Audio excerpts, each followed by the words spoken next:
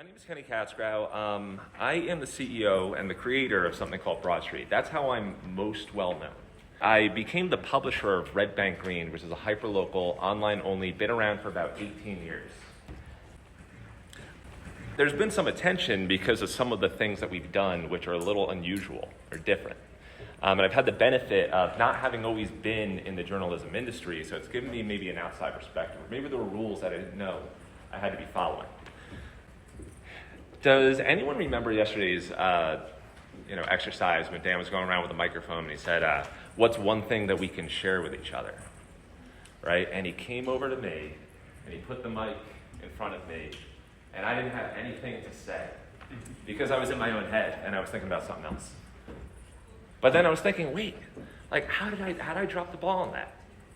I was thinking it also doesn't look good because I'm supposed to give the talk on Saturday morning and I was speechless. It's not a good look. But anyway, I was thinking, oh wait, of course there's something to share. And I basically prayed it down to come back. And I said, perspective, right? And I think one of my favorite things, by the way, how could I forget in the moment, that perspective is actually one of the most valuable things that we can gather from each other. Then Dan went on to say something else, that he really wanted to get some hope for the future of local news. Just by a show of hands, does anyone share that sentiment? They want the best for the future of local news. Most people, that's good. So, the good news with this is that all of the people who really care, all of the people who have the why, they're here. They're in this room. You did travel. You did have to say goodbye to your family for a few days. And you all came here. And that's a wonderful thing that we all care so much that we did that, we made that sacrifice, and we're here. So I want to share with you some perspective, because I've already gathered so much from you guys over the last 24 hours. If we want the future of local news to be bright, we probably...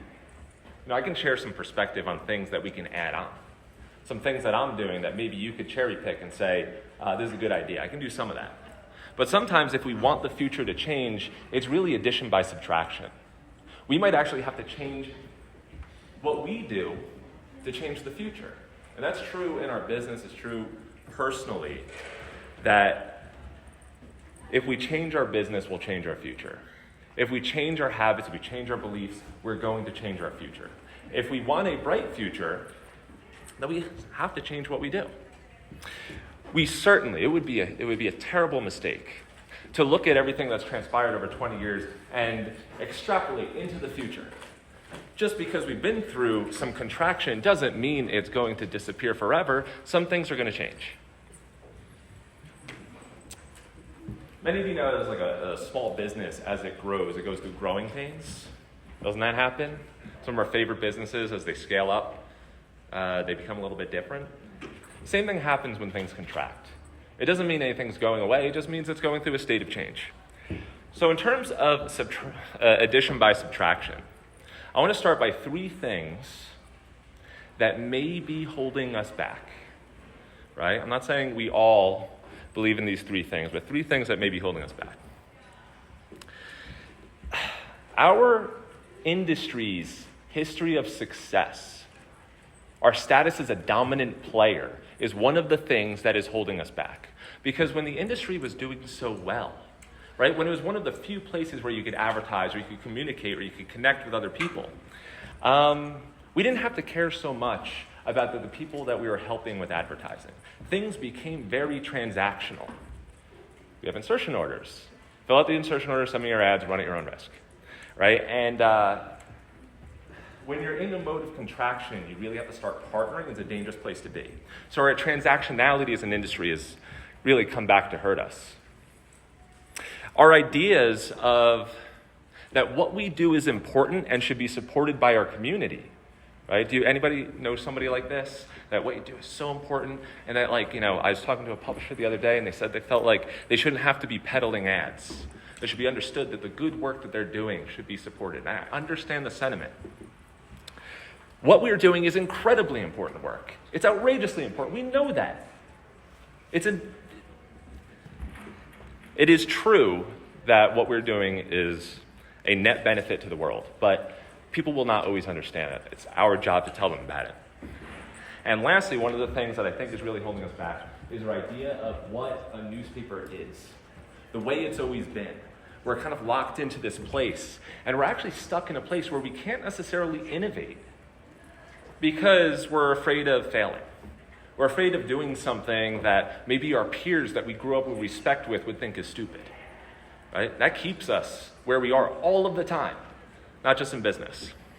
So I had the benefit and the advantage, not really to my credit, that I didn't know anything about journalism when I got into what I do today. So I had been involved in this hyperlocal news organization, Red Bank Boogie, for like 10 years. And the publisher, you guys may be aware of this term, burnout. The publisher was burnt out, telling me about all the times that he was thinking of pulling the plug. And he said, listen, I'm thinking about retiring, and I think I might sell the thing. And I was thinking to him, or I was thinking to myself, I wonder who's going to buy it. And he was like, I was thinking that maybe you would want to acquire it. Maybe you want to, and like, you lived in Red Bank for 10 years, you were passionate about it. And I said, no, I'm not doing that. I actually have a whole other business to run. It's called Broad Street, and I got other things to do. I got kids. I got how in the world could I possibly do that? But I started to worry. I started to think, what would happen if some politician bought it? Some local finance guy. I didn't want that to happen. I said, what would Red Bank be without Red Bank Green? Red Bank's a small town in New Jersey, by the way. This is Red Bank, just to give you a visual. So I started to think about, what would it look like if I did take back Red Bank Green? If I did keep that torch held in Red Bank? What would I want to do? And I'd say, well, I wouldn't want to just do it. I don't want to just go through the motions. I want to build something that lasts. Right? So I start to tell everyone, long live local news. Red Bank Green's going to live for 100 years, till 2106. Right? I'm going to build something like the Red Bank Register that came before it. This is their office, and this was the register that really lasts, 1879 to 1991. And we're going to carry on with that mission. The thing I love about the register is they reported on every little thing. Every horse that tripped on a railroad track, every Sweet 16, it was all in there. True community news, the kind of stuff that we couldn't possibly dream of covering anymore. But the funny thing about 100 years is that it gives you some perspective. 100 years from now, if you think about the things that really matter, you don't remember the day-to-day. You don't remember the burnout. You remember all the really important things. So I started to think, what do I want to do? I thought I really want to build community. I want to tell the best story of Red Bank that I possibly can. I want to support and build the vitality of Red Bank, because I know it's not just about the residents, it's also about the businesses. That's what makes a healthy community. And I also want to have a lot of fun. I'm not doing any of this if I can't have some fun with it. I'm not getting too serious. So, started to think about that community piece. And I actually had a little trouble with this first question. I said, wait a second. Why do people read Red Bank Green in the first place? Why do they read the news? And I couldn't think of the answer. There's the surface level answers. They want to be informed, right? They want to be informed. Is that really it? So I started to think deeper. I think when I was a kid, I used to read it for the comics. I'd read it for the sports page, right? It was entertainment too. But I was thinking about a lot of times, I would talk about the sports with my friends. And then I was like, that's really it. It was about connecting with other people. It was about the community. Reading the news was it wasn't about me, it was about everyone else. It was about making a connection with them. So I said, wow. I said, how can I tell the best story of Red Bank Green or Red Bank imaginable? How I can tell the best story of our community, create a shared identity, be the best reflection of Red Bank. So 100 years from now, they look back and we painted a nice portrait for them. But I realized I couldn't do it alone, because how many people, I don't know if everyone can relate, are strapped for resources? Yeah. So we didn't actually have all of the resources to do the things I want to do. I realized I couldn't do it alone. So we said, well, what if we took reader contributions, right? What if we did a real throwback to the Red Bank Register where we did report on the Sweet 16s? Because I'm sure people have reached out to you and said, we're hosting a fundraiser, can you cover it? So we invented this thing called Partyline. And this thing is still toothpicks and bubblegum, I promise you. But when it's available, I'll make it available to everyone. It'll be open source. My background is as a software developer. I started at Yahoo, and I worked at Mozilla, and a little bit at Automatic. That's how I got into this. So I do want to take Red Bank Green and what I produce here and make it available to everyone open source. So we invented this thing called Partyline, where a reader can actually send a text message to Red Bank Green, and it's all automated. So we catch their text message, which is usually a photo and a blurb of text, and it gets run through AI for some grammar checking, nothing crazy, and then gets set up automatically as a draft in WordPress. And then the team gets a notification so we can take a look at it, we see who it is, and then we post a mini story on it. So we've got some stuff that is just, a rainbow, a double rainbow in Red Bank, right? A sunset. Yes, some of it is just a picture, just a quick thing. But we've also got some interesting ones. Where's the one about the crash? All right. So this is an example of a picture that was sent in via Partyline. It was from an apartment. Someone had crashed into these bollards in the middle of Broad Street, and it was sent in to us, and we ended up only finding out about that story because of them.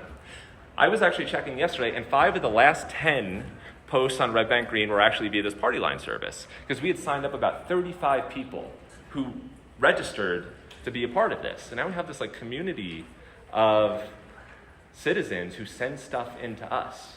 And I told everybody, I was like, listen, we're not going to make Red Bank Green get to 100 years. I'm not going to do it by myself. I can't do it by myself, right? But I can do it with all of you. The other thing about Partyline is that it has given the voice to parts of the community that we didn't always get a chance to cover.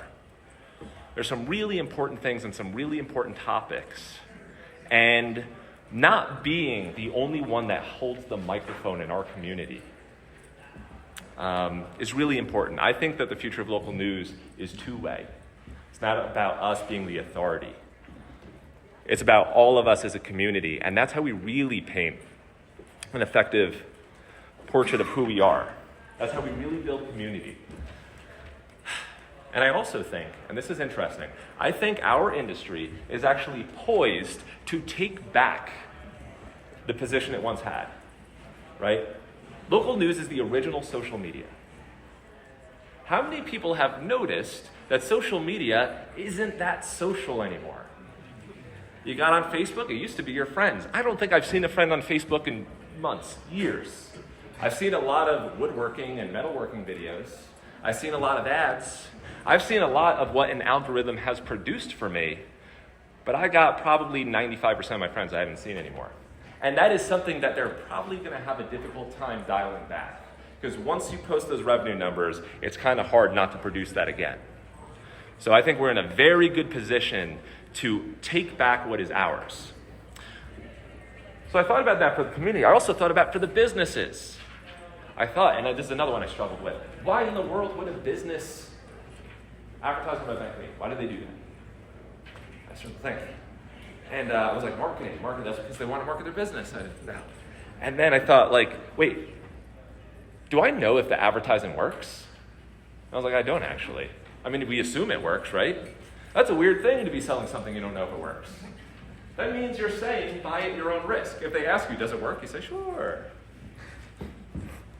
Or we give them some talk track about building awareness and stuff like that, right?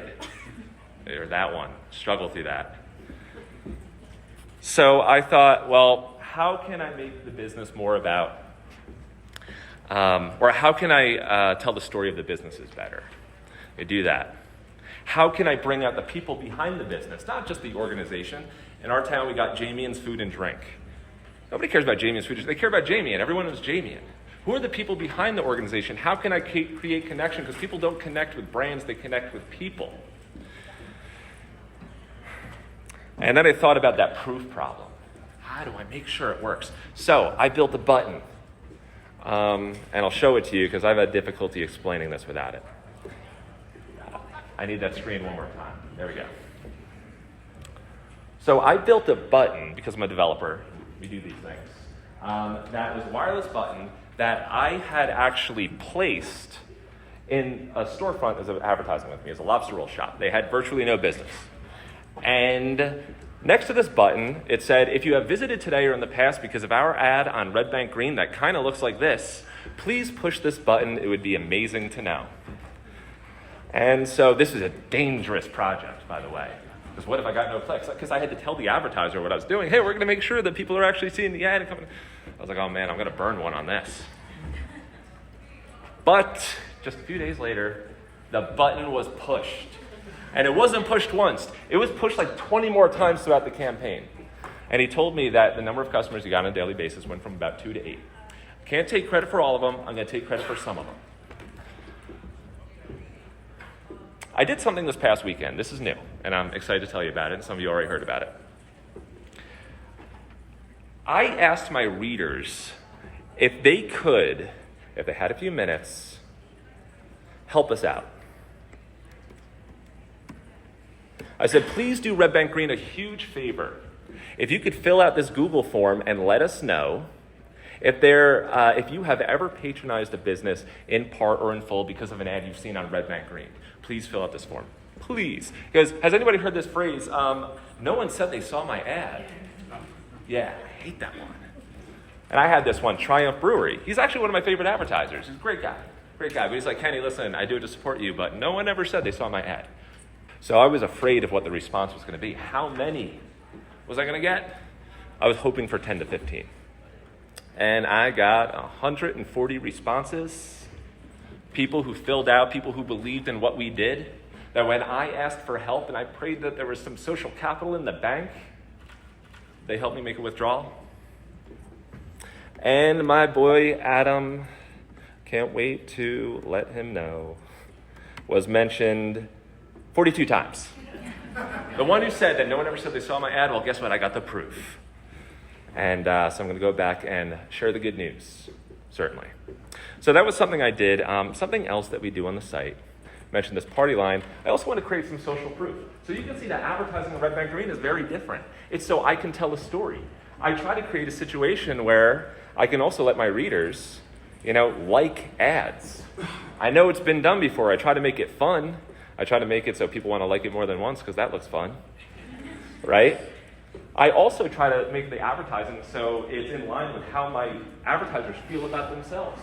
Chris Havens, real estate agent, local authority. Certainly how he thinks of himself. I don't need 300 by 250 banner ads. I know that's not going to do the job. I know that I need to tell a story. And the wonderful thing about this is that in the reporting, of course the engagement just blows away any standard banner advertising. It's all in the line of helping my advertisers thrive because I know it's going to help my community thrive. All right, so we talked about the business. We got to talk about the fun too. As I told you, I'm not doing this, it's a passion project, but anything I'm going to do, I got to have fun with it. So I got to talk about the serious stuff. In Red Bank Green, we do report on the serious stuff. We're the only ones who go to the town meetings for years. We do the investigative stuff occasionally when they have the resources and the time, right? But we also report on some of the fun things. So for example, we did a search for the best bench in Red Bank. It was an entertaining video. We also celebrated Count Basie, who's a famous jazz musician, came from Red Bank. The kid from Red Bank, they called him. And it was his birthday last week. And he did a track called the Red Bank Boogie. People forgot about it. That's our song. We should know about it. So we went around with a Bluetooth speaker asking people if they would do the Red Bank Boogie for us. And they did. And we got everybody dancing. We posted the video on Facebook. One of the comments said, "Joy is back." That's uplifting. We also did one of my personal favorites. On April Fool's Day, we wrote about a self-serve university because New Jersey is the last place on the planet where you can't get out of your car and pump your own gas. You have to wait for the expert to come around and someone with the credentials to do it. So we did this April Fool's story about this guy named Ron Plimpton, which is a throwback to anybody who remembers the Sports Illustrated article about the Sid something from the Mets. Sid Finch, there we go. And we did the story about this guy who's teaching New Jerseyans to pump their own gas. Very entertaining, and you can see the kid has an AI mask on because they're doing it with a virtual gas station.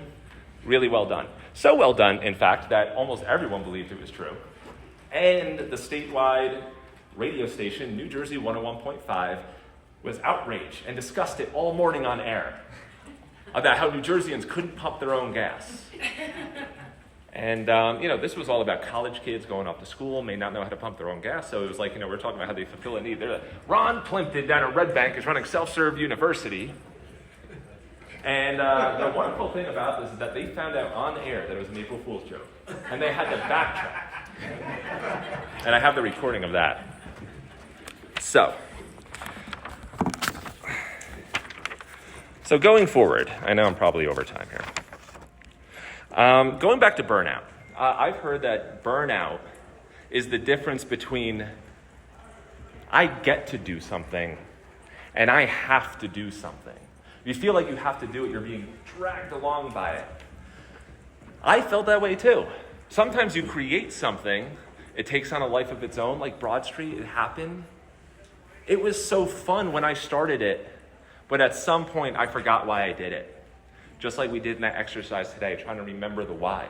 Because before you got into journalism, didn't it sound fun? Yeah, it did sound fun. First job, reporting stories, probably thinking about some like maybe characters in a novel or a TV show that you kind of related to. So I want to remind you of the reason or some of the things that we get to do. We get to work on things that are incredibly important and have an impact greater than we can ever possibly imagine. That the good things that we do will ripple throughout time forever, even if you can't measure it or see it. We get to learn new things. And when we succeed, we've made progress. And when we fail, we have still made progress. And we get to do it alongside the people who really care, which is everyone in this room. So I want to leave you with this. Let's spend more time, collectively, focusing on what is going really well and the things we can be happy about. Let's treat other people, including our readers and our businesses, the way they would really want to be treated. And importantly, don't have any fear with anything that you're going to try, anything you're going to do for your business or for community. Because truly, there is nothing to fear ever. If you think about it far enough into it, there's nothing to fear ever. There is an incredibly bright future for local news. We can leave this place better than we found it, treat other people the way we want to be treated. But remember that fun is a critical ingredient too. And one day I have learned an outrageous amount from all of you, and I hope that maybe I've shared something that you're going to take away has been useful to you too. My name is Katzgrau. Long live local news.